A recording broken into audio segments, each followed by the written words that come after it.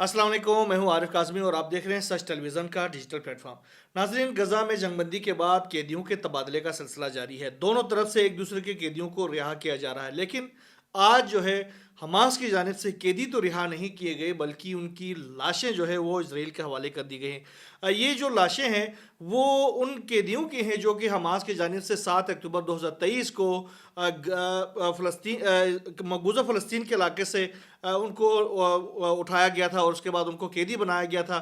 और ये 1 साल तकरीबन 4 से 5 महीने ये मुसलसल तौर पर हमास के कैद में रहे और आप जाके कैदियों के तबादले के सिलसिले में उनकी लाशें जो है वो उनके हवाले कर दी गई। ये लाशें दरअसल इसराइल के बमबारी के नतीजे में हलाक होने वाले उन अफराद की लाशें थी जो कि हमास की कैद में थे, लेकिन इसराइल ने अपने ही जो शहरी थे उनके ऊपर बमबारी की, जिसके नतीजे में वो हलाक हो गए।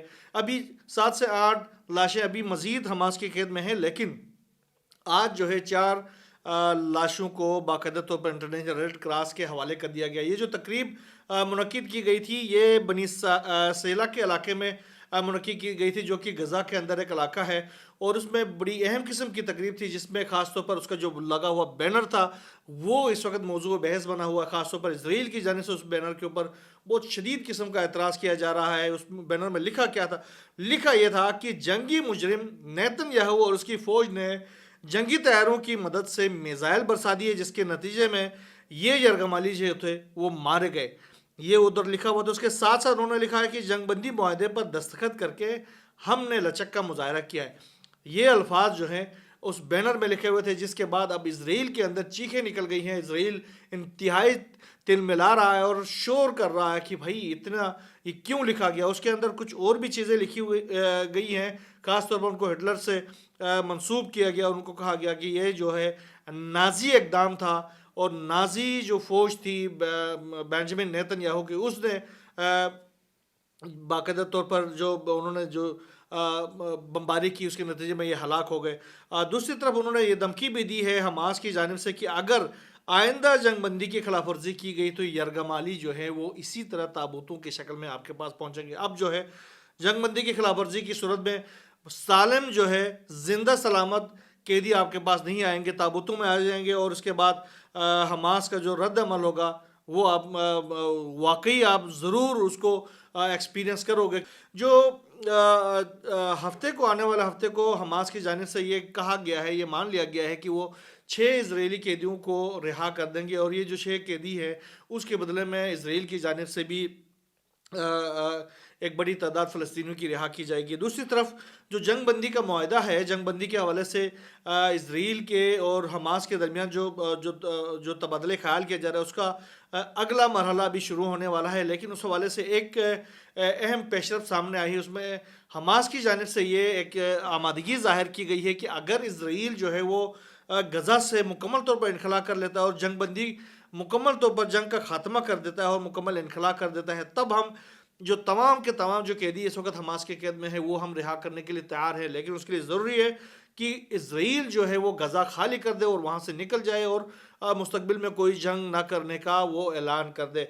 दूसरी तरफ जो ट्रम्प का जो मंसूबा है गज़ा के जो शहरी हैं उनको उर्दून और मिस्र में मुंतकिल करने का और उनको वहाँ पर बसाने का, और गज़ा के अंदर जो रिसोर्ट बनाने का जो उन्होंने जो ऐलान किया है, उसके बाद दुनिया भर में उसके हवाले से काफ़ी सख्त नुक्तेचीनी की जा रही है। अभी यूएई में गए थे अमेरिका के वज़ीर ख़ारजा मार्को रूबियो, तो वहाँ पर भी यूएई के सदर ने बाकायदा उनसे इख्तिलाफ़ किया। उन्होंने कहा कि गज़ा के मसले का हल, फ़लस्तीन के जो मसले का हल है वो सिर्फ 2 रियासती हल में ही है और इसके अलावा कोई हल नहीं है। उनको आगे पीछे कहीं मुंतकिल करने के किसी भी मनसूबे की हम हिमायत नहीं करते। दूसरी तरफ अरब रहनुमाओं का एक इजलास जो हो रहा है कल यानी जुमे को सऊदी अरब में हो रहा है। ये इजलास बड़ा अहम किस्म का इजलास है, जिसमें ट्रम्प के जो मुजवज़ा मनसूबा है उसके हवाले से अरब रहनुमा है जो वो तबादले ख्याल करेंगे। दूसरी तरफ ये इजलास जो है मेरे ख्याल में कई दहाइयों में फ़लस्तीनी मसले और वसी तर जो अरब दुनिया के जो लिए जो उसके जो मसाइल है उसके हवाले से बड़ी अहमियत का हामिल है। बहरहाल इस इजलास के ऊपर नज़रें हैं, उस इजलास से जो भी डेवलपमेंट सामने आती रहेंगी इंशाल्लाह हम आपसे शेयर करते रहेंगे। लेकिन अक़वाम मुत्तहिदा ने कहा है कि गज़ा के अंदर जो तबाही मची है इजरायली हमलों के नतीजे में, उसके नतीजे में कम अज़ कम مزید اس کو دوبارہ سے ری بلڈ کرنے کے لیے 53 ارب ڈالر سے زائد کا خرچہ آ سکتا ہے۔ اسرائیل کی جانب سے آپ اندازہ لگائیں جتنے جو بم وہاں پر گرایا گئے ہیں وہ ایکسپینسز تو الگ ہی ہے، اور لوگوں کو شہید کیے جانا وہ الگ ہے، اس کے بعد اب جو ری بلڈ ہوگا اس کے لیے بھی 53 ارب ڈالر سے زیادہ کا خرچہ آ سکتا ہے۔ یہ جو ہے غزہ کی تمام تر سٹوری ہے۔ دوسری طرف اگر ہم لبنان کا رخ کریں تو لبنان میں جو ہفتے کا دن ہوگا اور اتوار کا جو دن ہوگا، یہ دونوں دن بیروت ایئرپورٹ جو ہے انتہائی مصروف ترین ایئرپورٹ ہوگا، اپنی تاریخ کے مصروف ترین دنوں میں سے ایک دن ہوگا اس ایئرپورٹ کے لیے، اور اس میں تمام دنیا سے جو فلائٹس ہیں وہ آئیں گے۔ اور دوسری طرف لبنانی حکام اس حوالے سے رکاوٹیں بھی ڈالنے کی کوشش کر رہے ہیں، خاص طور پر لبنانی حکام کی جانب سے بیروت ایئرپورٹ کو دن 1 بجے سے 4 بجے تک بند کر دیا گیا۔ دوسری طرف جو ایران سے جو فلائٹس کے لیے جو پابندی لگا دی گئی ہے غیر معینہ مدت تک لبنانی گورنمنٹ کی وجہ سے، اس کے پیچھے بھی دراصل یہ رکاوٹ ڈالنا ہے کہ ایران کی جانب سے کوئی اعلیٰ سطحی وفد یا دیگر حکام جو ہے وہ اس تدفین میں شرکت نہ کر سکے۔ لیکن دوسری طرف زاہیہ کا علاقہ ہے اور لبنان کے مختلف علاقوں میں ہزاروں ایرانی اب بھی موجود ہیں، وہ پہنچے ہوئے پہلے سے، ہزاروں کی تعداد میں لوگ مختلف راستوں کے ذریعے لبنان پہنچنے کی کوشش کر رہے ہیں۔ تو اس طرح یہ جو فیونرل کی جو تقریب ہوگی وہ بڑی اہم قسم کی تقریب ہوگی، اس کے اوپر ساری دنیا کی نظریں ہیں۔ دوسری طرف ایمریٹس ایئر لائن ہے، فرانس ایئر لائن ہے، ترکش ایئر لائن ہے، اس طرح کچھ ایئر لائنس نے 24 فروری تک 23 فروری کو تدفین ہونا ہے، انہوں نے 24 فروری تک بیروت کے لیے فلائٹس جو ہے وہ کینسل کر دی ہیں، جس کا ایک ہی وجہ سمجھ میں آتی ہے، اور وہ وجہ یہ ہے کہ لوگوں کو وہاں تک اس جنازے میں یا اس تدفین میں شرکت کے لیے آنے سے روکنا ہے، تاکہ فلائٹس ہوں گی نہیں تو لوگ آ نہیں سکیں گے، اور یہ جو تدفین ہوگی اس کو منیمائز رکھنے کے لیے یہ ساری جو رکاوٹیں ہیں وہ ڈالنے کی کوشش کر رہی ہیں۔ یہ تو ہے مشرق وسطیٰ کی جو کچھ صورتحال ہے۔ دوسری طرف اگر مشرق وسطیٰ میں ہی ایران اور امریکہ کی درمیان جو مخاصمت ہے اس حوالے سے دیکھا جائے تو ایران اور امریکہ کے حوالے سے جو کشیدگی ہے وہ بھی ٹرمپ کے برسر اقتدار میں آنے کے بعد سے مسلسل بڑھتی جا رہی ہے۔ ابھی ٹرمپ نے دوبارہ سے کہا کہ ہم ایران سمیت کسی کو بھی جوہری ہتھیار رکھنے کی اجازت نہیں دے سکتے، ہم نے امن قائم کرنے کے لیے ایران کے خلاف زیادہ سے زیادہ دباؤ کی پالیسی جاری رکھی ہوئی ہے۔ یہ ٹرمپ کا ایک بار پھر یہ بیان سامنے آیا۔ دوسری طرف ایران نے ٹرمپ کے اور اسرائیل کے جو اس حوالے سے تمام تر بیانات ہیں اپنے ایٹمی پروگرام کے حوالے سے اس کو مسترد کر دیا ہے، اور انہوں نے کہا کہ ہم اپنے ایٹمی پروگرام کی ہر صورت میں دفاع کریں گے اور اس حوالے سے کوئی رکاوٹ جو ہے وہ ہم برداشت نہیں کریں گے۔ انہوں نے یہ بھی کہا کہ NPT کے ممبر ہونے کی وجہ سے ہمیں یہ حق حاصل ہے کہ ہم اپنے ایٹمی پروگرام کو بغیر کسی دباؤ کے جاری و ساری رکھیں، اور اس حوالے سے ہم واقعی میں بھی کوئی دباؤ برداشت نہیں کریں گے۔ گزشتہ بلاگ میں بھی ہم نے کہا تھا کہ آیت اللہ سید علی خامنہئی نے بھی اس حوالے سے کہا تھا کہ ٹرمپ کی یہ جرات نہیں ہے کہ وہ ایران کو دھمکا سکے۔ ایران جو ہے ایک بہت بڑا پلیئر ہے، اور ایران جو ہے ایک بڑی طاقت ہے، وہ ٹرمپ کے دباؤ میں کبھی نہیں آ سکتی۔ دوسری طرف آج جو ہے ٹرمپ جو ہے انہوں نے ایک اور بڑا کام کیا، انہوں نے ہنگامی نیوکلیر میزائل چلا دیے ہیں۔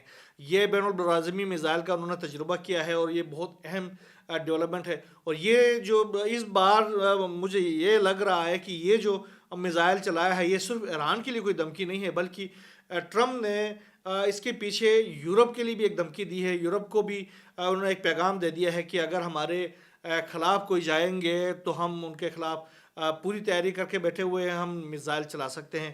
یہ جو کیونکہ ٹرمپ جو مستقل طور پر اینٹی یورپ ہوتا جا رہا ہے، اینٹی نیٹو ہوتا جا رہا ہے، اس کا یہ جو میزائل آج انہوں نے چلا دیا ہے بین البراعظمی میزائل، یہ بھی اس کا ایک نتیجہ ہو سکتا ہے آنے والے دنوں میں۔ اس کے حوالے سے بھی کیونکہ یورپ کے اندر یہ آوازیں اٹھنا شروع ہو گئی ہیں کہ یہ سارا کچھ جو ہے وہ ٹرمپ اینٹی یورپ ایکٹیویٹی کے طور پر انجام دے رہا ہے، کیونکہ ٹرمپ نے اب پینگے بڑھانا شروع کر دیے ہیں رشیا کے ساتھ، اور رشیا کے ساتھ اس کی دوستی بہت زیادہ بڑھ گئی۔ ابھی مارکو روبیو نے بھی اپنے ہم منصب جو ہیں سرگئی لاروف کے ساتھ ٹیلی فونک بات چیت کی ہے، انہوں نے کہا کہ آنے والے دنوں میں یوکرین جنگ کے حوالے سے بھی ہم مسلسل، اور ایک دوسرے کے ساتھ تعلقات کو مزید مضبوط بنانے کے حوالے سے ہم مسلسل رابطے میں رہیں گے۔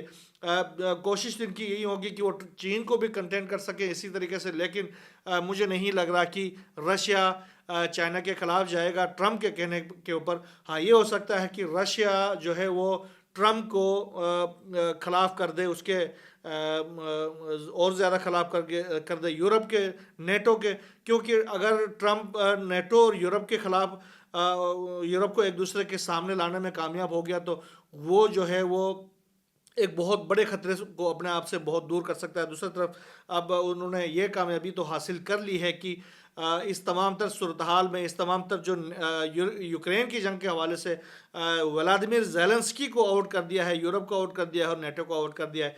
अभी आज नेटो डोनाल्ड ट्रम्प ने एक और बयान जारी कर दिया अपने सोशल मीडिया ऐप के ऊपर, ट्रुथ सोशल में। उन्होंने कहा, उन्होंने तो ज़ेलेंस्की को मज़ाहिया अदाकार करार दे दिया। मज़ाहिया अदाकार वो पहले से था, वो एक वाकई एक अपने मुल्क के अंदर फिल्मों का अदाकार रहे और मज़ाहिया अदाकारी करते रहे हैं। तो उन्होंने कहा कि बस वो उसमें भी कोई बड़े कामयाब किस्म के अदाकार नहीं थे, लेकिन उन्होंने कहा कि इसके बावजूद उन्होंने किसी तरह बहला फुसलाकर जो बाइडन है उसको इस जंग के अंदर झोंक दिया और अमेरिका के जो है 300 अरब डॉलर जो है वो उनका नुकसान उठाना पड़ा। और अब ये जो 300 अरब डॉलर हैं वो हमें मिल भी नहीं सकते। बदकिस्मती की बात यह है कि वो 300 अरब डॉलर हमें मिल भी नहीं सकते। हमारा इतना बड़ा नुकसान इस बहरूपिये ने कर दिया है, वो ये कहता है। और उसके साथ उन्होंने कहा कि ये जो है वो एक ऐसा आदमी है कि इसने ना तो मज़ाहिया अदाकारी में कामयाबी हासिल की, ना अब इस जंग में इसने कामयाबी हासिल किया। अब इस जंग से बाहर निकलने के लिए भी इसे अमेरिका की ही मदद की दरकार है और अमेरिका की पैसों की मदद दरकार है। और दूसरी तरफ ये है कि वो अपने मुल्क में इंतखाबात भी नहीं करा रहा, क्योंकि वो इंतहाई नापसंदीदा शख्सियत बन गए हैं अपने मुल्क के अंदर। उसकी जो मकबूलियत है उसका ग्राफ बिल्कुल ज़ीरो हो गया, 4% से भी नीचे आ गया है। तो वो ये कह रहा है कि यार इसने सिर्फ जो ज़ेलेंस्की को वाहिद एक काम आता है वो ये कि वो बांसुरी बजाकर जो है ना वो बाइडन को बांसुरी की तरह बजाता रहा है। बस यही काम उसने बड़ी कामयाबी के साथ किया है। और उन्होंने कहा कि ज़ेलेंस्की को अब जो है वो काम बहुत तेज़ करना होगा, वरना उसके मुल्क का जो बचना जो है वो मुमकिन नज़र नहीं आता। ये धमकी दी है, ये एक आईना दिखा दिया है डोनाल्ड ट्रम्प ने व्लादिमीर ज़ेलेंस्की को। इससे आप अंदाज़ा लगा सकते हैं कि मुस्तकबिल के अंदर यूक्रेन का क्या हाल हो सकता है और फिर यूरोप का क्या हाल हो सकता है, नेटो का क्या हाल हो सकता है। बहरहाल जो भी नई डेवलपमेंट सामने आती रहेंगी इंशाल्लाह हम आपसे शेयर करते रहेंगे। यहाँ बस इतना ही। अल्लाह हाफ़िज़।